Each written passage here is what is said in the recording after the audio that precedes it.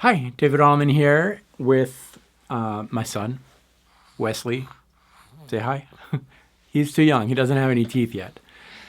Okay, today's Wednesday. It's Q&A day. I'm going to answer 3 questions.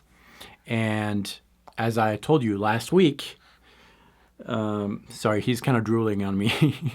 As I told you last week, the 3 picked questions today will receive the digital copy of my album, Evolving Seeds of Glory. So congratulations if you were picked. Let's get started. Question number 1 is from, drumroll, Jake 3048. So I will get in touch, Jake. Here's the question. Jake is asking, hey, David, in your opinion, what is a more important skill to master, music theory or ear training? Definitely ear training. I think music theory is important. It can help you get unstuck, but without the ear, then you're not going to be able to really express yourself. Everything you play is just going to be guided through this mathematical vision of music, and you're not really going to be, I think, inspired when you play. Your playing is going to be uninspired and somewhat mechanical. Now, I have nothing against music theory. As a matter of fact, as you know, if you watch my videos, most of them have to do with music theory, not because I'm obsessed with music theory and I think it's the answer to everything, but because I was really frustrated in my early years of playing, and because I was frustrated with players who seemed to understand music theory and I didn't. That was really frustrating. Plus, I didn't get why you would need music theory. Then I got it, and then I saw what it did for my playing, and I realized that knowing music theory did not change my perception of music. It didn't change my love for melodic ideas, and it didn't change any of that. It just enhanced it, and it gave me new ideas. So I'd say definitely your ear, develop your ear. If you can hear it, eventually you'll be able to play it, and that's really important. Much more important than naming those things. Music theory helps you get unstuck.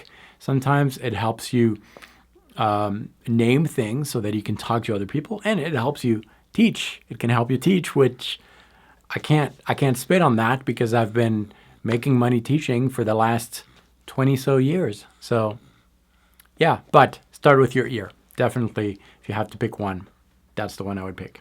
Great question. Question number 2 is from Jacob Yart. Congratulations. You also won a copy of my album. Here's the question. Hi, David. Thanks so much for your dedication to upload the amount of videos that we can enjoy every week. Thank you very much. Here's the question. Why don't I feel comfortable in the Mixolydian and Dorian mode? Is it because I rely too much on 3-note per string runs? Okay, I think there's a confusion there. If you only stopped your question at why don't I feel comfortable with the Dorian and Mixolydian mode, I could answer that easier than if you added that last piece. The last piece that you said that you rely a lot on 3-note per string patterns. Well, 3-note per string patterns are just patterns, just shapes. And you can apply any mode, any scale with 3-note per strings, even pentatonic scales. You can rearrange it so that it has 3 notes per strings. So I think there's a little bit of confusion there. I don't know really what scales you use with 3-note per strings, but you could play the Mixolydian mode 3-note per string, no problem. Dorian mode 3-note per string, no problem. So I think that there's a little bit of confusion there. Remember, 3-note per string is just a pattern, just a position. And the thing with 3-note per string patterns is that it kind of directs your playing towards more of a mechanical playing, more of a mindless playing, more of a sequenced playing where it's kind of predictable. It's cool, it has its use, maybe a little less melodic. What I would say is, whoa, do you hear that? That is not me. Wes, did you burp? Did you say sorry? Sorry? Okay, he's sorry. It's fine. It's okay. All right. So I think what I would say is you need a little bit of both. The 3-note per string is cool for mechanical playing. I know you can just see the head, right? I know. I just noticed that. That's all right. More mechanical playing to tie two ideas together and to give your mind a rest, because thinking melodically is demanding mentally. Those 3 note per string patterns, you can play mindlessly, give your mental a break so that you can regenerate some new ideas and get back to them later. Maybe a full video on that at some point. The Dorian and Mixolydian and all the other modes, I think what you're talking about is the more condensed version. There he is. And the more condensed version of those scales that kind of like are based on the standard typical pentatonic shapes. Just approach those as pentatonic scales with additional 2 characteristic notes. So the Dorian, for instance, is like a minor pentatonic scale, just phrase minor pentatonic, blues all the way, and every once in a while add either the major second or major sixth, and do the same with all the other modes. I would encourage you to rewatch that if you haven't seen it, or if you have, just rewatch it, the video on learning the modes where I kind of get into that, and eventually blend everything together, but don't get discouraged. But again, Dorian and Mixolydian can be 3 note per string, so maybe there's a little bit of confusion. Feel free to address that below. I'll answer it in a future episode for free. It's always free, but as a 4th answer maybe, because usually we have 3. Okay, thank you for asking this. You got a copy of the album. And the last question is from Shit Man Dude. It's the first time that I said shit on my camera on my YouTube channel. This is the first. Okay. Do you have any suggestions as far as gear and software purchase? And then gets into the fact that, well, I'll read the whole thing. Is spending more to get more options a better deal?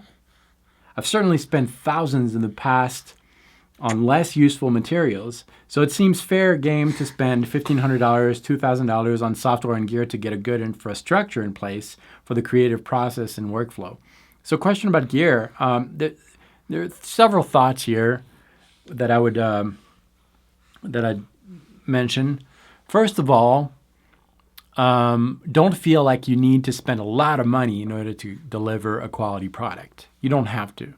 As much as I love the Axe FX, which is kind of an expensive, piece of gear right there, I love it. The truth is you don't need an Axe FX in your life to produce something interesting musically or creatively. You don't need that. I think a lot of times too many options kind of kill inspiration. That's kind of what I'm going through here. I'm kind of streamlining my process, trying to, because so many options sometimes, and it's difficult to be creative when all you do is figure out tones and presets and all that, and I just want to write. So it can get difficult.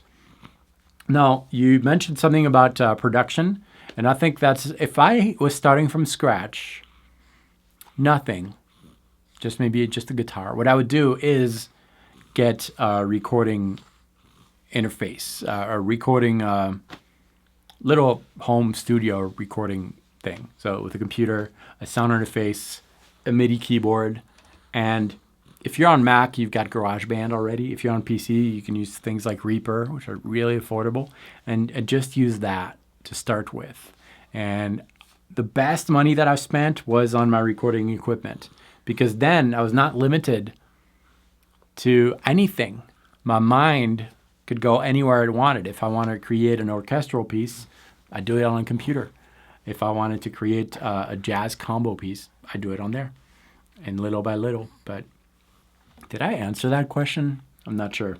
Again, feel free to clarify below. So the 3 questions here that were covered, thank you for asking them. I will send you a copy, the digital version of my new CD, my latest CD, Evolving Seeds of Glory. I'm going to send you a message via YouTube, so watch your messages, but sometimes YouTube doesn't allow me to do that. So feel free to get in touch with me also. Send me an email, david@davidwallimann.com, and with your credentials and stuff, and I will get you that CD. Everyone, thank you. If you have new questions, leave them below. I will answer 3 of them next Wednesday. And in the meantime, practice well. Don't take the internet too seriously. And practice well. I'll see you next time.